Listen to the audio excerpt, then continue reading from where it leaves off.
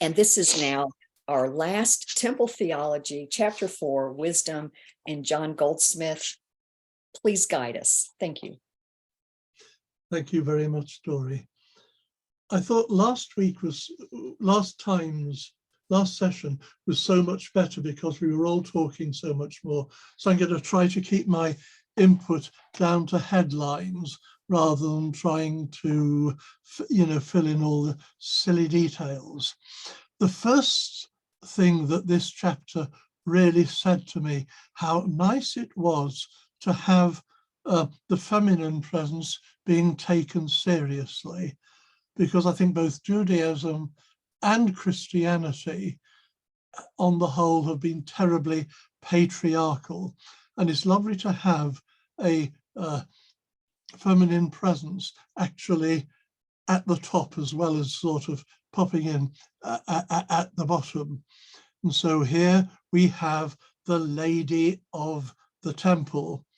Unfortunately, she was kicked out by Josiah just before the Babylonians, came and destroyed the temple and Jerusalem. But for most of the time in the first temple, the Lady of the Temple was a reality. And it's, I think, worthwhile bearing in mind that unlike neighboring religions at this time, this divine lady figure in the temple was more of a mother than a consort. You probably know that hundreds and hundreds of figurines have been found round Jerusalem and elsewhere, and they seem to be that of the divine presence, female presence in the temple.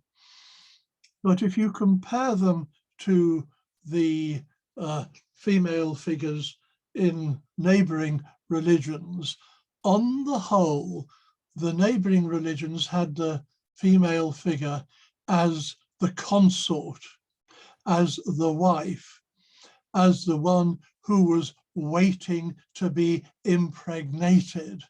You can tell that in the way that they are presenting themselves.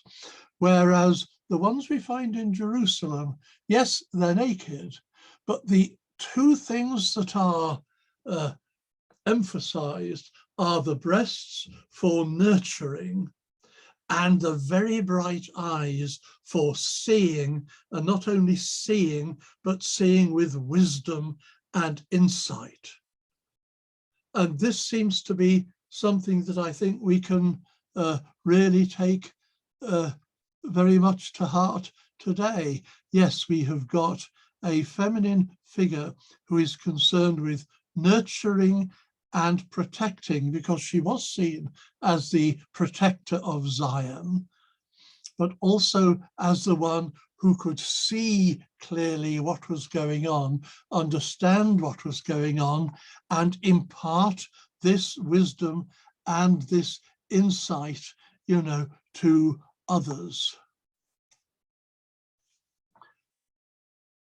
In the book of Proverbs, round about chapter 4 or 5, we have got a little hymn to divine wisdom. And I think it is there, perhaps it's somewhere else, but I think it is there that we have divine wisdom saying, I was with the Lord when he created, and I was dancing. And I think that the early Christian writers and worshippers picked up this idea, because in the Proto-Evangelium of James, where we have a lot of the old traditions about the birth narratives of Jesus, and those not in the Bible, we've actually used an awful lot of it in our Christmas celebrations. But in there, there's a lovely little passage in which the infant Mary is given by her parents to the temple, just as the infant Samuel was given, if you remember, to the temple by his parents. And, you know, when she was taken into the temple, she danced on the steps. And Margaret certainly somewhere says that she thinks this is early Christians actually saying, yes, we are taking this figure of the divine feminine wisdom seriously, and we are actually seeing this embodied in Mary, the mother of Jesus. Mary, the mother of Jesus, the mother of God, the mother of wisdom. And I find that very exciting indeed. Another thing that I found rather fun is Margaret was saying, in the temple, we have the tree of life, which is probably the menorah. You know the menorah, the 7-branch candlestick, which if you've been to Jerusalem, you have probably seen engraved in the arch, the triumphal arch of Titus, because he was the Roman emperor celebrating his triumph in conquering Jerusalem. And the spoils were, you know, showed to the Roman people, among which were the menorah, this a huge golden 7-branch candlestick, and the golden table of the showbread. Well, the menorah is perhaps a stylized tree of life, but the tree of life, the menorah, or the Asherah, except we shouldn't call it the Asherah because that was a mistake. I'm getting all my Hebrew names muddled up in my head at the moment, but it's a reference to the divine figure, and here we have got the divine figure showing itself in the tree of life. We were talking about the book of Revelation. Do you remember the very beginning of the book of Revelation? We have Jesus standing in the middle of the 7 candles, the 7 lamps. And I think this might be the same sort of thing. In the first temple, perhaps, we had the divine female presence standing, you know, in the middle of these 7 lamps. And from that, you know, the menorah was developed with all sorts of exciting symbolism. And the tree of life speaks to me so much of life. And I think that the divine wisdom we are looking at is also to do with celebrating life and living life. We saw how Mary danced on the temple steps, perhaps imitating or fulfilling wisdom's dancing as God was creating the world. And this is celebrating life and enjoying it. And the last thing I wanted to say is the Temple of Showbread. I mentioned that that was displayed to the Roman people from the spoils of the temple. Why did they do that? Well, anything large and golden was exciting. When you are displaying loot, anything large and golden is just what you want. And so we have this massive golden candlestick, and we have got this solid gold big table. So those are wonderful things. Aha! Hail Alice! That was those wonderful things, you know, to be shown. But more exciting than their goldness is what they seem to represent.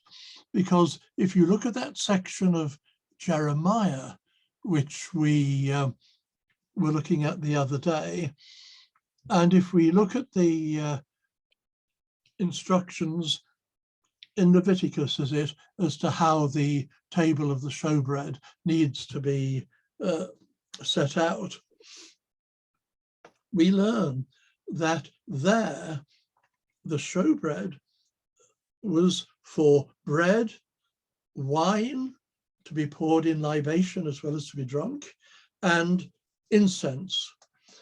And in Jeremiah, after the disaster has happened and the temple's destroyed, Jeremiah is taken to Egypt.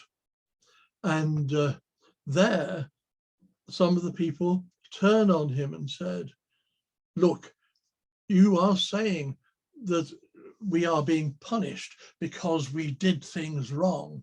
Actually, when we did things right, things were going well for us and we weren't punished. In those days, what we did, we burnt incense to the Queen of Heaven, we poured the libations, so clearly the Queen of Heaven was rather an important part in this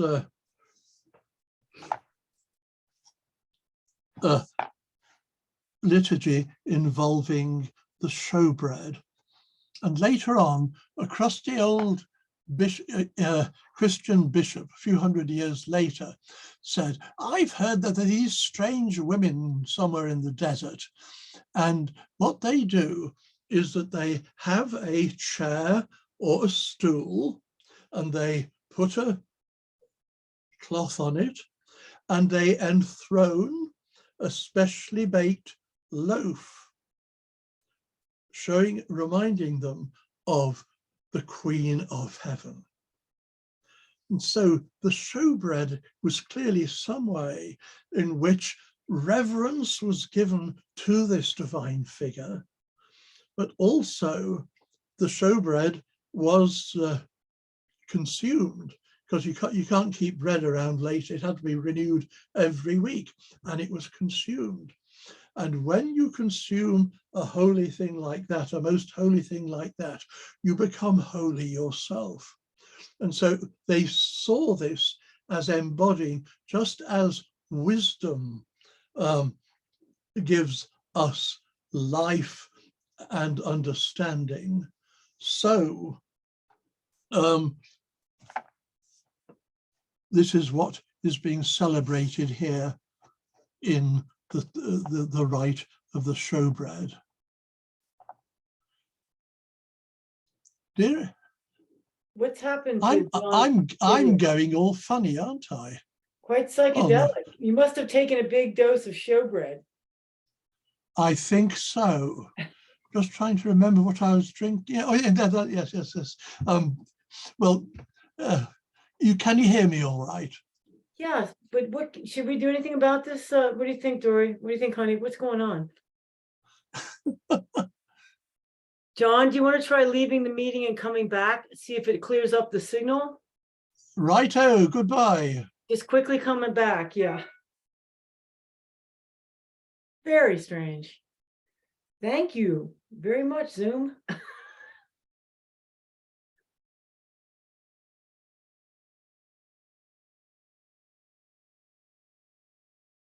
It's just too distracting. We can hear them, but that's better. Oh, well, yeah. So some would disagree with you. Anyhow, I thought those sort of headlines is the limit of what I'm going to speak now, and we can sort of discuss all around this and all around the chapter ourselves. How are you, Alice, by the way? Are you okay? I'm okay. Yeah. Yes, I am. And I went to the wrong meeting initially here, so I don't know what happened. Oh, you're fritzing again. Oh my goodness. What is going on with this? So Yes. crazy. Well, shall we just ignore it? I mean, Can just ignore it. You're popping in and out of the universe. I am. Metaverse, whatever they call it. So, yeah. So what did you all think? It was astonishing to me to see wisdom being treated, and that it's always been very tantalizing to me whenever there's been readings about wisdom. No one ever goes into it or explains how she was there at the foundations of the creation at the foundations of the creation. And so who is she? You know, and no one ever goes into it. There's just, oh yeah, readings from Ecclesiastes, yeah, readings from Proverbs, yeah, we got some readings. They just talk about wisdom, whatever, and they just gloss over it. But wisdom is a female, and the Holy Spirit could arguably be described as a feminine entity, according to some ways of looking at things. So what do you think about that?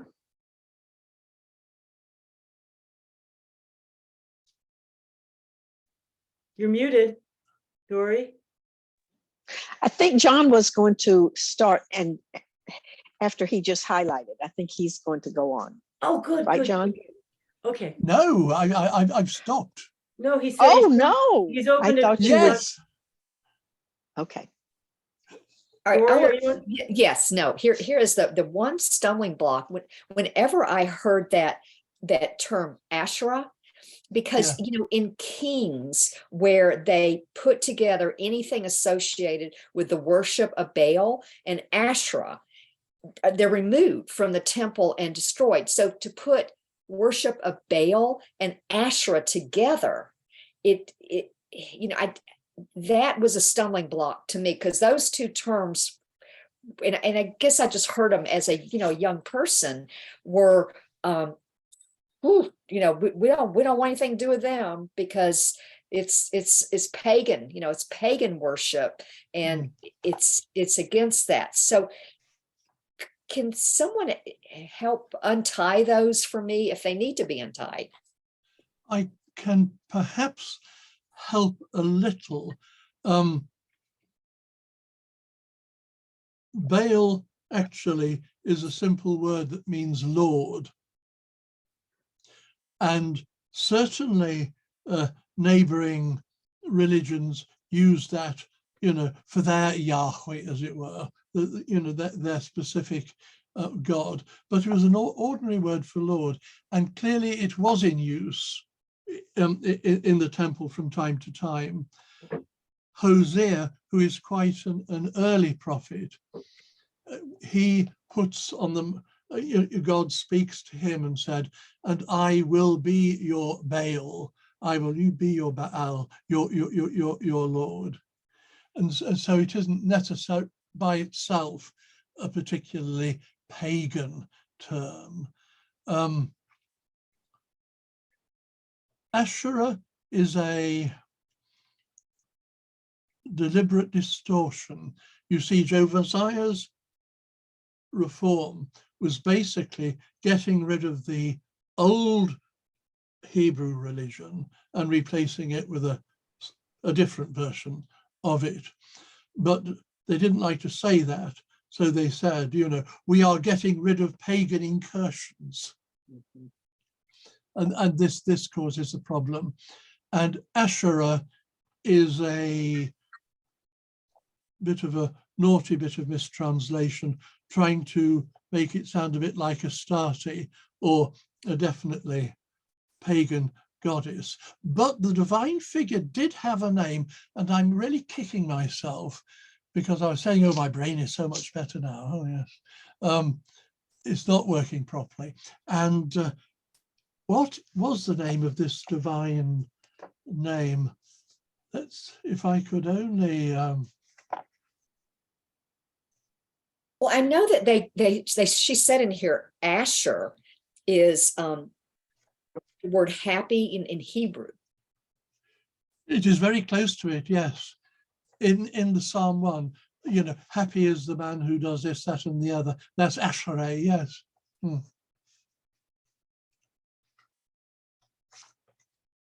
So if Asherah is associated with happiness, you can't blame them for being upset if that's being tossed out the window in any way. And the Beatitudes, when Jesus was saying, blessed are these, and blessed are the pure in heart, that was almost certainly the Aramaic equivalent of Asherah. Oh, wow.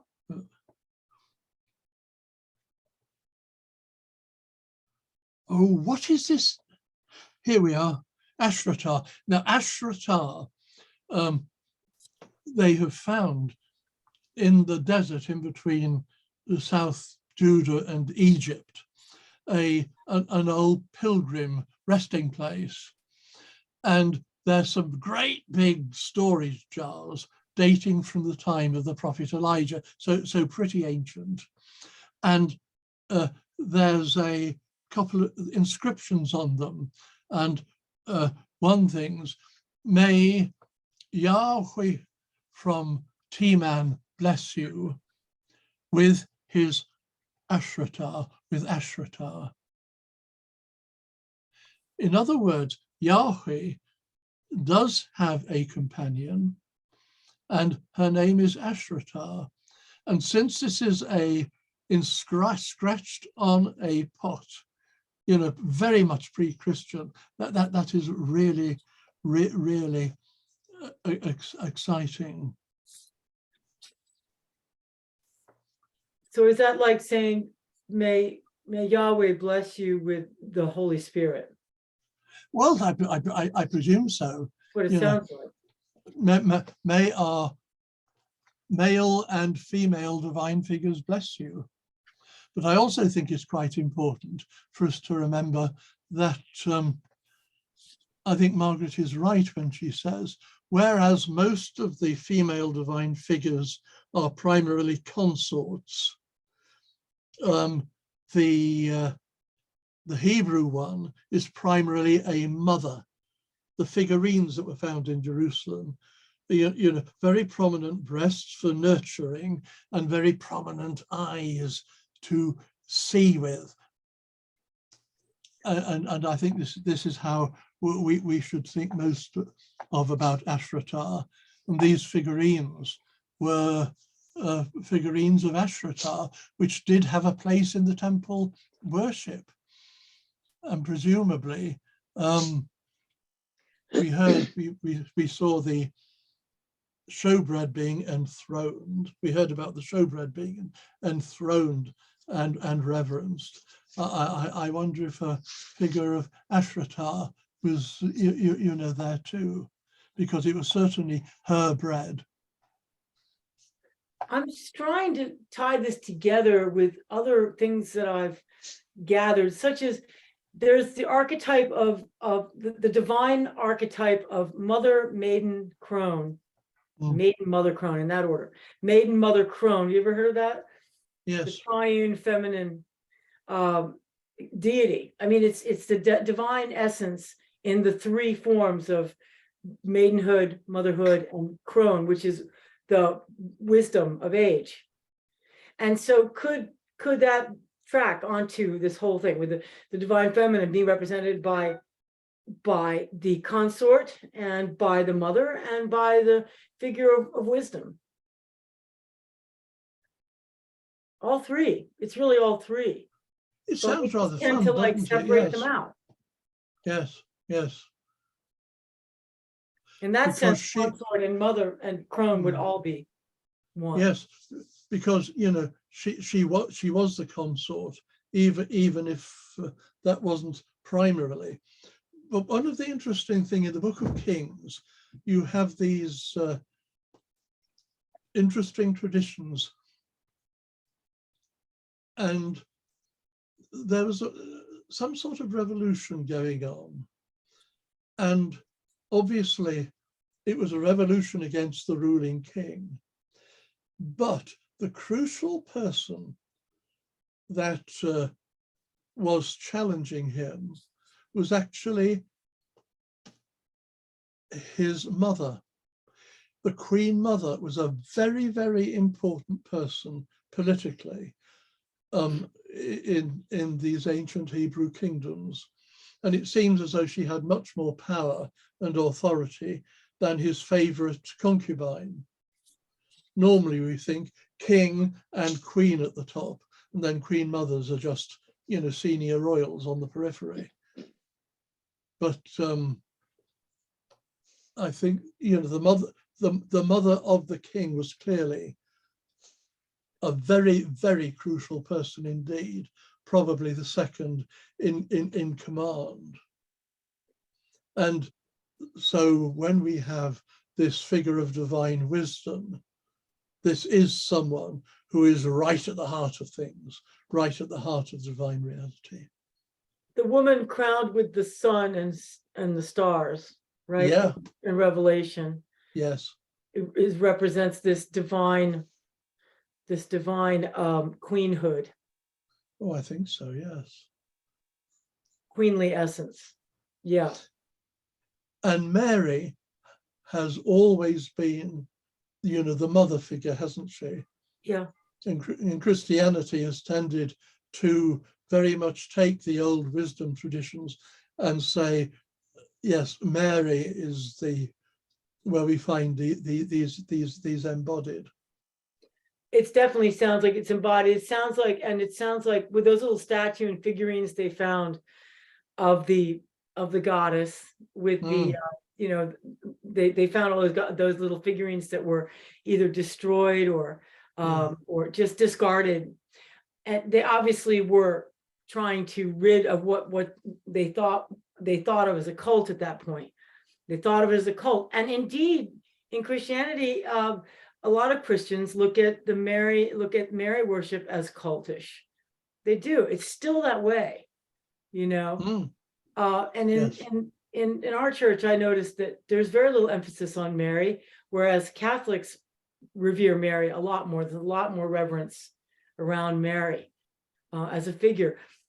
But I also wanted to point out something that Cynthia Bourgeot pointed out, and I don't want to distort what she said, but I remember her saying that that Mary, the mother, has been blocked. She has been locked into this concept of Mary motherhood, and that the Mary Magdalene figure would represent more the consort, and that there are the aspects of Mary that have been suppressed, and that Mary as consort would need to be brought forward because Mary, the mother, is just too narrow.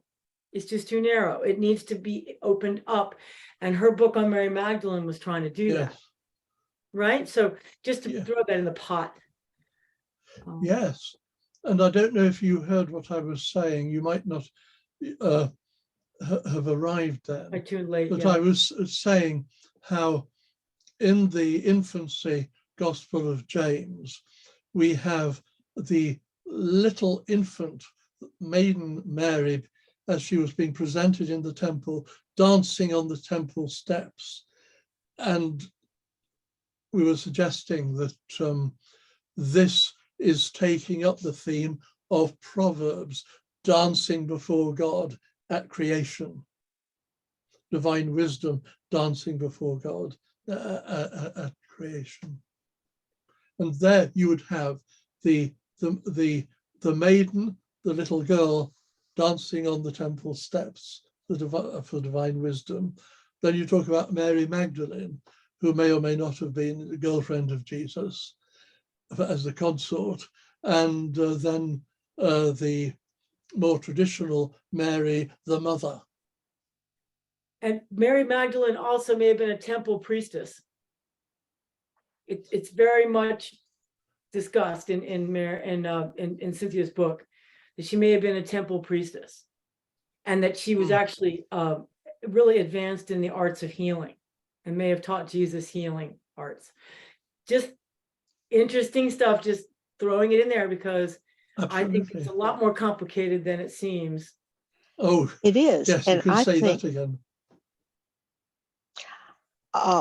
Also, the past 2000 plus a little years was very, very patriarchal.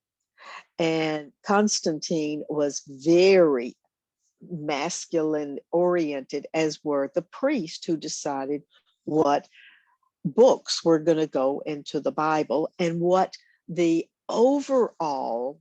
overarching theme was going to be. And it wasn't female. I'm sure. I mean, I didn't live then, but just reading what I've read and know, it is just very masculine oriented. They're the ones who made the decisions. They are the ones who were the leaders. And before that, and what we're talking about in the first temple, even in the second temple, that was before the patriarchal obsession, I will call it. Yeah. And so maybe they didn't choose to put a lot of what was actually written down about the female and the wisdom, Sophia, and all of that. I'm just saying, I mean, I don't know, but it just would make sense to me that that the female entities, and they were a lot of them from what I've been understanding. And I like the how they are using the females in The Chosen, Alice, because they are much more prominent than the normal person of today would assume that they had any input. Absolutely. Yeah. And so I think we forget that for the 2000 plus years, it has been male oriented. I also point out that the Apollonian, the Greek civilization, when it shifted into the Apollonian reign, really, I mean, that whole era, that displaced the matriarchal Chthonian societies, which were based on the earth, Mother Earth. They were underground in caves, very grounded. They went from the Chthonian, which is of course what the Furies represent. The Furies represent those Chthonian forces of the matriarchal order coming out and saying, we demand justice. We demand attention be paid. I remember studying that in classics, and that the muses were brought in by Apollo to help resolve this and placate. The female muses were brought into, do you know what I'm saying? And so there's that conflict, and that is in almost every society has early matriarchal roots that seem to have been smashed or at least subsumed under a patriarchal order that came in. And the balancing out, needs to be explored now. I think that's what we're here to do. We're balancing that out and finding out where the real truth is. The other one other thing I want to mention about when you talk about Mary dancing around on this temple steps around the priestly throne, that also reminds me of Shiva and Shakti. So you have the male principle in Hindu theology, which sits still in a deep meditative state, and Shiva, right? And Shakti is the consort, the female consort who dances around him, much like the things around an atom. It's a great metaphor in many, many ways, but that there's stillness and movement, and you have to have both. Interestingly, the male is the still point, and in that case, the woman is the active principle dancing around the still center. So just throwing that out there too, because it's just to me all connected. I was preaching the other day on the wedding in Cana of Galilee, and that strikes me as a most unpatriarchal passage, because they go to the wedding together. Wine runs out, and his mother turns to Jesus. What are you going to do? He actually is reluctant to get involved. And so she then turns to the servants. Just do whatever he tells you. Clearly, she is the leader in that particular little thing.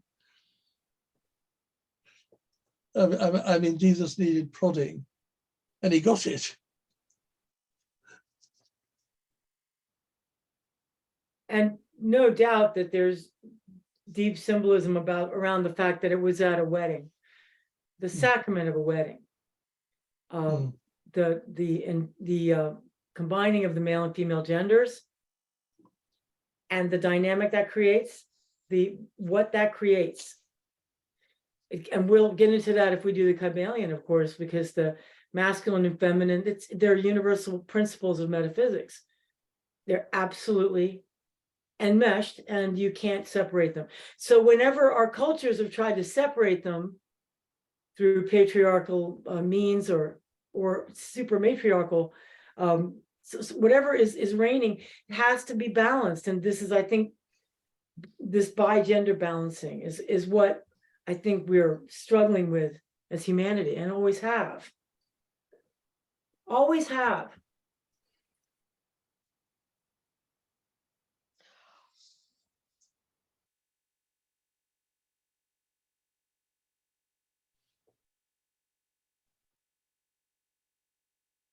But what's coming out, and I don't know that it's going to be in the Kabbalion, but it is, because they talked about it in that podcast. It's not a male and a female with certain genitalia. It is definitely an emotions, and it's not physiology. It's much, much more than physiology. But we, for the past 2,000 years, I don't think have understood that.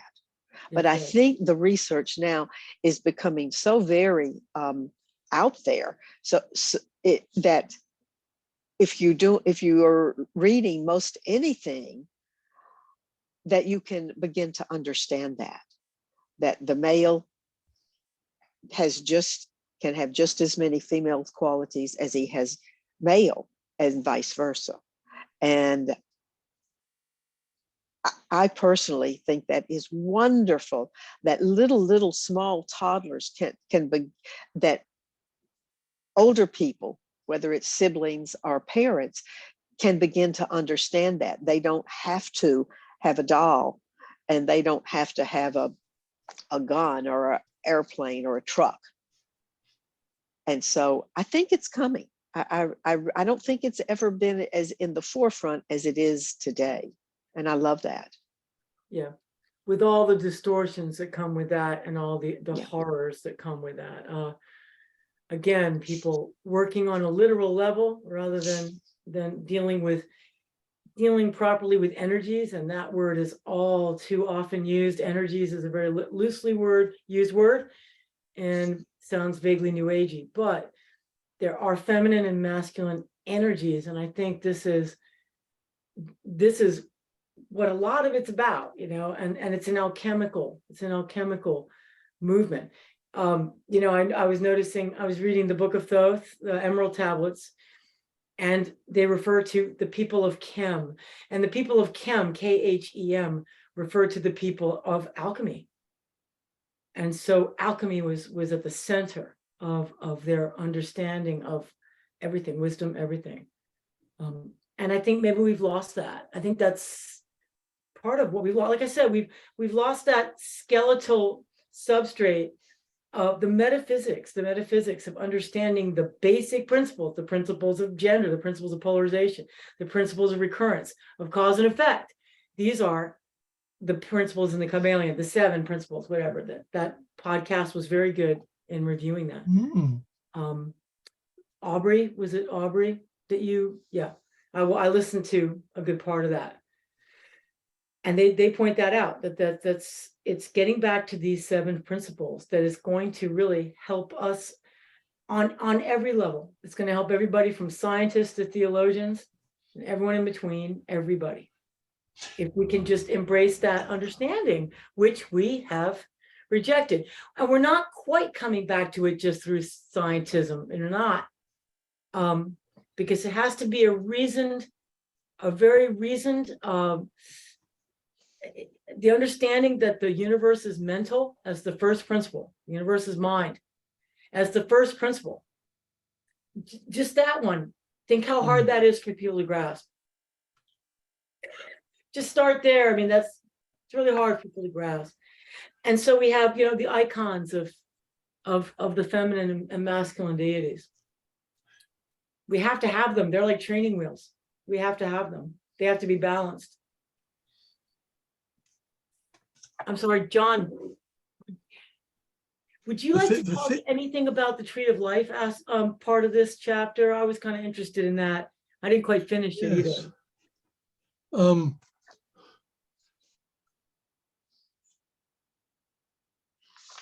Yes, the Tree of Life I think that there is, I mean, the Kabbalah is all about the tree of life. And various Kabbalah scholars have said that the tree of life in the Kabbalah is actually based on the menorah.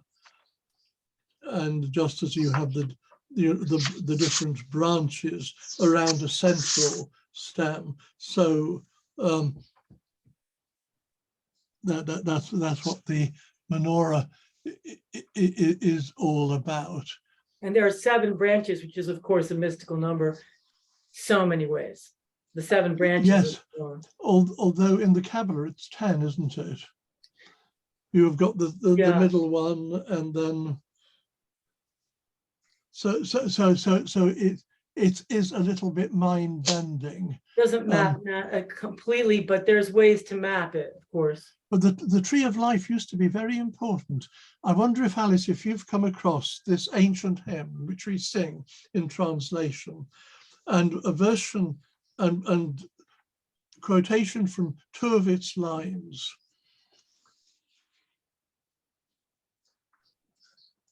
And he, the nation's king will be, for God is reigning from the tree. Have you come across those lines in your singing experience? Yeah. And I remember singing those. What the hell does this mean? Yeah. God the nation's king will be, for God is reigning from the tree. And unless you've got the tree of life symbolism with the king enthroned on this life principle, which it makes sense. You know, Jesus in this hymn is enthroned as the king of all life. Here's the weird thought I had about that, which is the king reigning from the tree would be Jesus hanging from the cross. Yes, never thought that. Yes, but I think that it's a little bit more than that, because if it was hanging on from the cross, you usually get some much more details from the Passion in it. There's often references, though, glancing references to the tree, and they hung him from the tree. And that is often spoken that way, hung from the tree. Yes, well, hung from the tree, you're definitely in an execution context. But whereas reigning, under him, but God's for he, the nation's king, will be, for he is reigning from the tree. I mean, there is no context there which suggests passion. It is simply my own, except that he was marked with King of the Jews over his head. So there's still that. I mean, I feel there's a resonance there that's a double entendre of some sort. Yeah, I think you're right. I mean, there could be levels of that. I'm just throwing that out there, because that was my first response when I read it, because I never encountered that as a young person in the scriptures. Yeah. So my mind was probably trying to twist it into some sort of meaning, for our and connected to Jesus. The trouble is, you see, Alice, you're about 2,000 years too late, because in Justin Martyr, who I think was a 2nd century theologian, wasn't he? And he was in dialogue with a rabbi, and he said, you Jews have actually tampered with your scriptures a little bit and have left bits out. And one of the bits he was accusing them of lifting out was in a psalm, where they have left in the bit about God reigning, but he says originally he was reigning from the tree. And of course, that made a great deal of sense to Jesus with all the double entendres you were talking about. So possibly you might have read it in the scriptures, 1,800 years ago, but I'm afraid you've missed it. There's also there's always the references to Jesus coming from a branch of David, from Jesse's tree. Yes. there's that too. And that implies that's kingship. That's a direct lineage to kingship. Yes. So there's that Oh, resonance yes. there. Yes. You know, and Yes, They're hints, but they're there. and the reference to the tree in her book, she says, and this was in Deuteronomy, that it was forbidden to plant a grove of trees near any altar of the Lord. Mhm. Interesting, yeah. yes. And the menorah, they said it was taken from the almond tree. Mm. So I'm thinking almonds, I don't know that you could subsist on almonds completely, but there is a lot of nutritive value in almonds. I wondered if, to sustain, I wondered if that had anything to do with it. Mm. Yes, Aaron's rod, I think, was an almond rod, wasn't it? Was it? And he was the original priest, or at least he was the first of the Aaronic priests.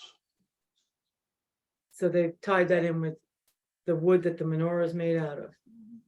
No, the branches, how an almond tree has the branches. That's what I understood when I read it. Oh, okay. Yeah, I'm still trying to sort this out. And what about the burning bush? There was a part in there mentioned about the burning bush, but I couldn't get to that. I was glancing over it. Is that? That's, we were talking about Josiah's reforms, and clearly they couldn't paper over all the cracks and say we're just doing what we always did, apart from a few extra bits we got stuck in and we got rid of them. But in the burning bush, God says from the burning bush, when I spoke to the patriarchs, Abraham, Isaac, Jacob, I revealed myself to them according to my name, El Shaddai. But when I spoke to my servant Moses, and from then on, I revealed myself according to my name, Yahweh, the Lord. And so the burning bush is interesting in that clearly there was this tradition of a female figure, a divine figure, speaking to them from the bush. And remember, El Shaddai means the God who has breasts. In other words, the divine woman. Wow. And I think the burning bush story as we have it now is the Deuteronomist saying, all that went on in the patriarch's time, but I have changed it. I revealed myself in that way to them, but the way I'm speaking to you now and the way I spoke to my servant Moses was through my new name, Yahweh. And I think that it is still a lovely picture of God revealing himself in a burning bush. And I've shared with you some of my own story, haven't I, when I've had a little bit of a burning bush sort of experience. But it's also been used, I think, by the Deuteronomists to say, this is a bit of the tradition that we can just leave behind. God did that then, he's doing something else now, and this is what we must stick with. Using the burning bush as the imprimatur upon that shift, it's using it as sort of a seal, like, here we go, stamp of approval, God said from the burning bush. Tell us your story about the burning bush again. I was trying to remember that. Well, it's really, it happened twice. On two occasions, I was in the country looking round, and suddenly the trees around me were absolutely full with divine glory. And it certainly wasn't an ordinary fire. The place wasn't burning down. That was absolutely clear. But to say that they were blazing with fire is one of the, I don't know, it's the nearest you can get with it, shining with glory. So I've taken that tradition very seriously indeed. I was 8 years old the first time. I was just wandering around the cricket field because, as you know, nothing happens in cricket, so you might as well look at the nice. Well, that's what you Americans think, anyway. Same way in baseball for the most part.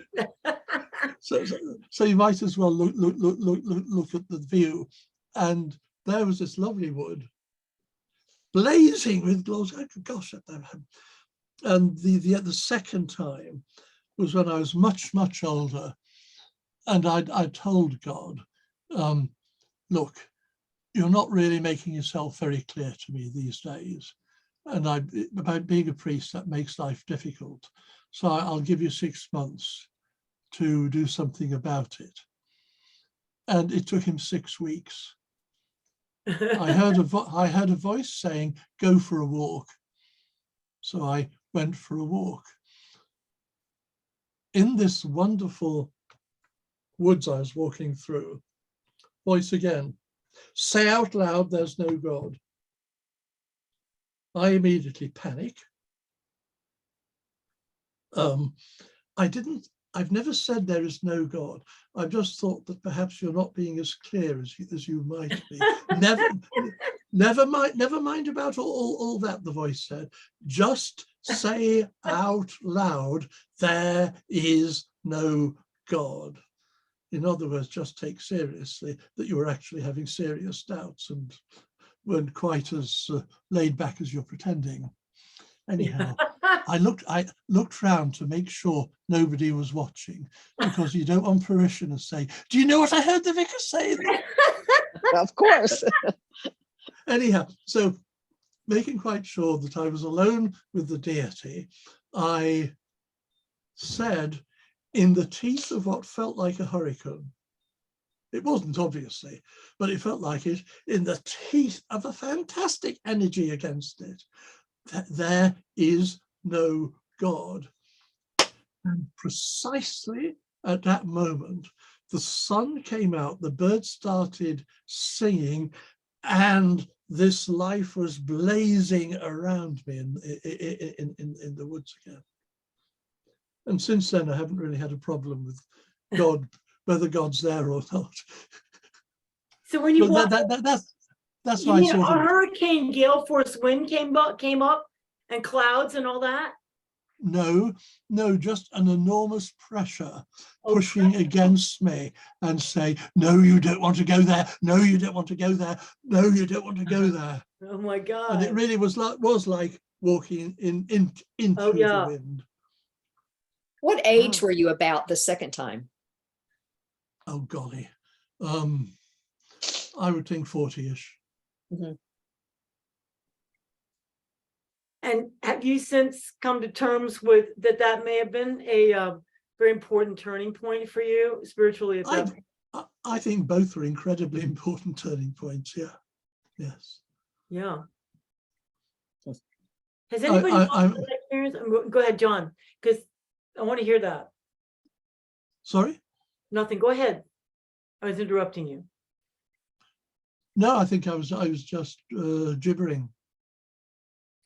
Has anybody else had the experience of like a childhood experience, like he described, seeing the glory in the trees? Has any of you had an experience like that from your childhood that you remember?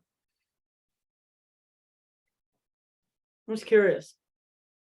I had a magical, and I don't know that it was God speaking to me because I wasn't asking or denying anything, but not too long ago, within 10 years, 8 years, it was a very cloudy, cold day. And I was walking on our dam, which had the lake on one side and the mountains on the other.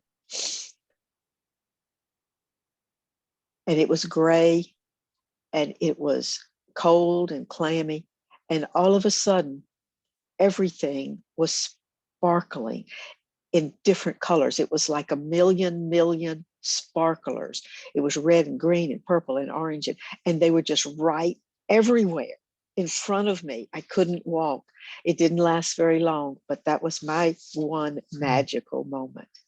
And you knew that, or I knew that it wasn't normal. It was very, very, very unique and very special.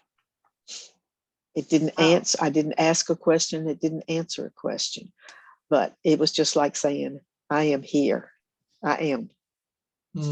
That sounds like the Shekinah danced right in front of her face. Honey, was that a turning point time? Was there anything that marked a before and after? Anything unique like that?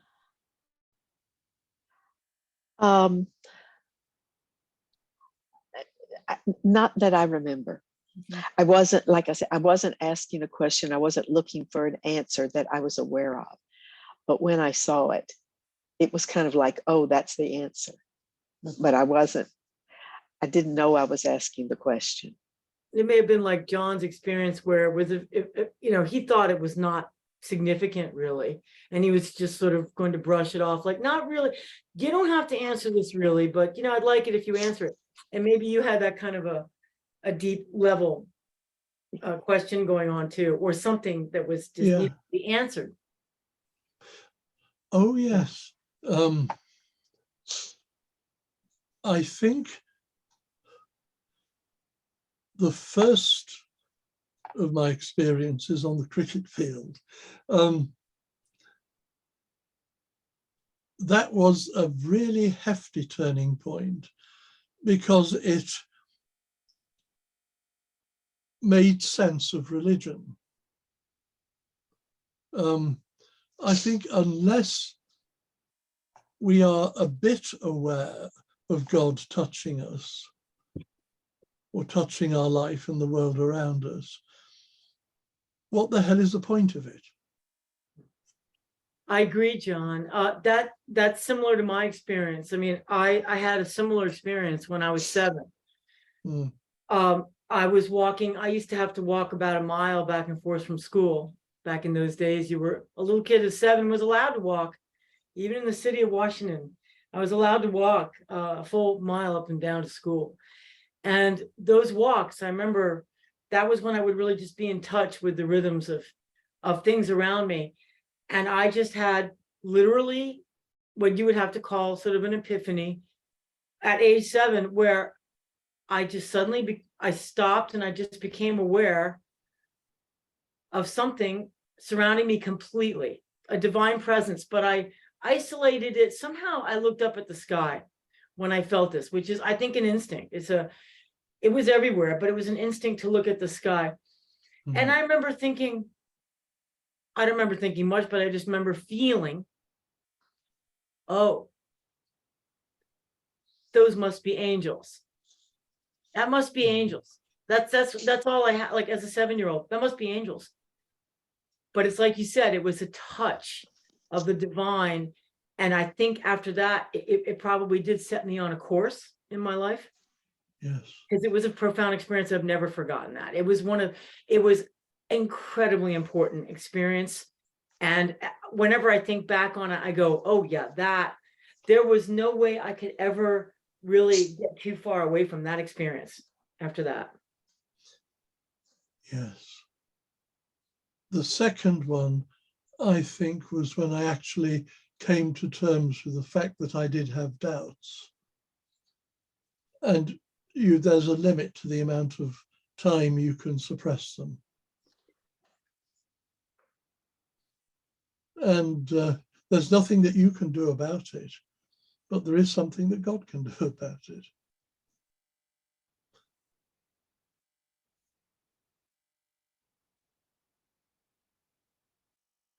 Have you ever had an encounter with I don't know if you've heard of Kathleen Norris's book, The Noonday. It's the Noonday Demon.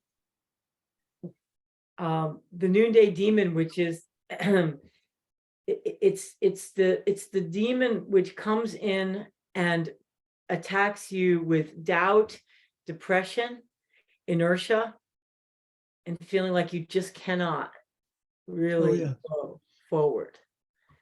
It's called the noonday demon. You ever heard of that, John?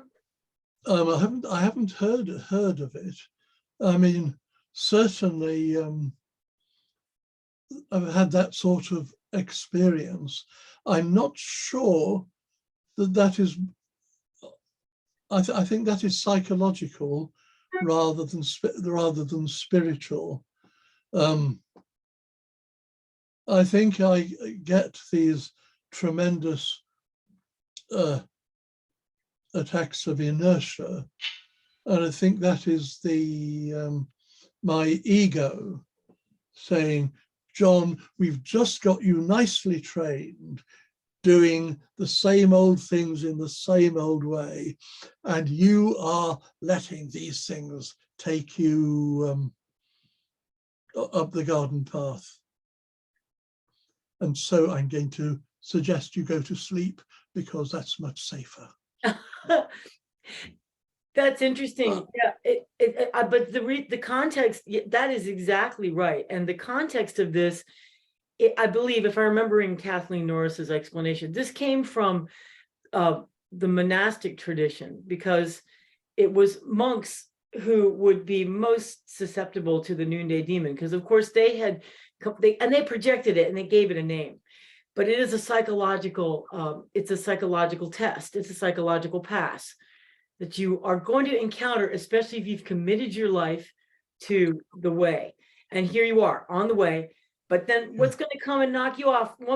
Make you just go to sleep, just make you just stop in your tracks and go, oh, why bother? Anyway, that is a psychological pass, but it's interesting that it would make sense if the medieval monks had externalized it and called it the demon that visits at noonday, which is, of course, when you feel groggy and feel like I just want to take a nap, Yeah. Thank you. That's useful. Yeah, I forget the name of that book. I'll look up the Kathleen Norris book. It helped me because I've had to go through those periods. I've gone through those. Oh, like you said, and they come and they go, but they come. And I like the way you describe it as like the ego just saying, just come over here and take a little nap. It'll be safer for you. Yes. Yeah. I love that. I'm going to remember that. Next time I feel like a swoon, I have to take a nap. And just forget everything I've committed to do. Oh, no. I just can't face it. I'm too depressed. I'm too tired. I'm going to bed.